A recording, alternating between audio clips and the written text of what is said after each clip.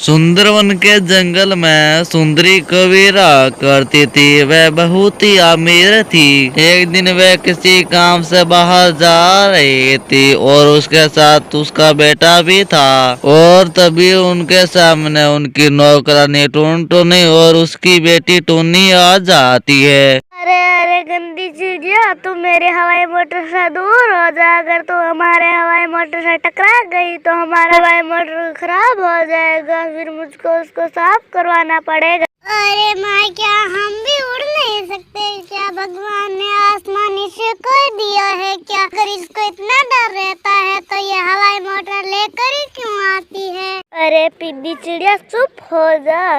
तू इतनी छोटी है पर तेरी जबान बहुत लंबी है। अगर तुमने ज्यादा जबान चलाई तो तुम्हें पता तो है ही कि तुम्हारी माँ हमारे घर नौकरानी की तरह काम करती है। उसको मैं घर से निकाल सकती हूँ। नहीं नहीं मालकिन, आप इसकी बातों में ध्यान मत देना। उसकी तरफ से मैं आपसे माफी मांगती हूँ। टुनटुनी, चल यहाँ से ज्यादा बहस मत कर। नहीं नहीं माँ, उसको अपनी औकात दिखानी जरूरी है क्या? बड़े लोगों वाली ये तो ऐसा समझते हैं कि गरीबों की कोई जिंदगी नहीं होती है। आप जाइए मालकिन, मैं इसको लेकर जाती हूँ। अगले दिन कालू कौवा अपनी माँ सुंदरी कवि के पास आता है और उसे कहता है, माँ मुझे बहुत भूख लग रही है, मेरे लिए खाना मंगाओ ना। क्या खाएगा बेटा? जल्दी बोल, मैं भी ऑर्डर कर देती हूँ। माँ, मेरे लिए पिज्जा मंगवाओ। ठीक है बेटा, मैं अभी मंगवा देती हूँ। और फिर थोड़ी देर बाद पिज्जा डिलीवरी आ जाता है और फिर उन्हें पिज्जा देकर वहां से चला जाता है। थोड़ी देर बाद टुनटुनी चिड़िया वहां पर आ जाती है। बेटा तू याद बैठ, मैं भी काम खत्म करके आ जाती हूँ। ठीक है माँ। और फिर टुनटुनी चिड़िया काम करने के लिए चली जाती है और फिर कालू कौवा पिज्जा खा रहा था। क्यों नौकरानी की बेटी इस तरह क्यों गो रही है? ले, पिज्जा नहीं देखा है क्या? नहीं खाया है तो तभी तुमको देख रही हूँ। तो पिज्जा खाएगी क्या? नहीं, पिज्जा मैं नहीं खाऊंगी। तुम जैसे अमीर लोग पिज्जा खाते हैं, मैं तो मेरी माँ की बनाई हुई रोटी खाती हूँ। तभी तो देखो मेरी मजबूत कितनी है बॉडी। पर तुम तो पिज्जा खाकर कितने दुबले पतले हो। तुमको तो एक हवा का झोंका उड़ा कर ले जाएगा।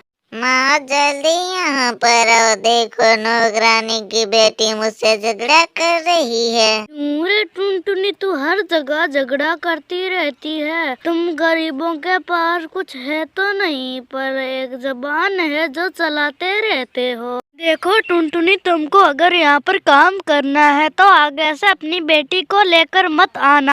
मालकिन, इसने क्या कर दिया? देख नहीं रही कि तुम्हारी बेटी कितनी गंदी है और गंदगी से बातें करती है। मेरे फूल से बेटा को इसने रुला दिया। इधर आओ टुनटुनी, मालकिन से माफी मांगो वरना मैं तुमको पीटूंगी। अरे मम्मा, मेरी इसमें कोई गलती नहीं है, कालू की गलती है। वो मुझको बार बार पिज्जा देकर चिढ़ा रहा।